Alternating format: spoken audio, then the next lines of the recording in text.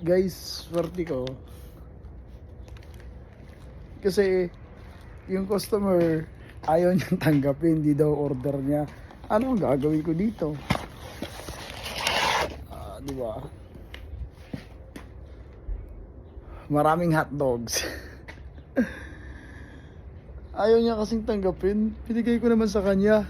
Sabi niya hindi daw siya nag-order. Tapos pag ano kasi, pag na-out mo na kasi yan sa store, hindi na nila tatanggapin yan. Kasi sold out na yan eh. So, yun. Isa sa maganda din na nakakain ako minsan pag wala yung customer.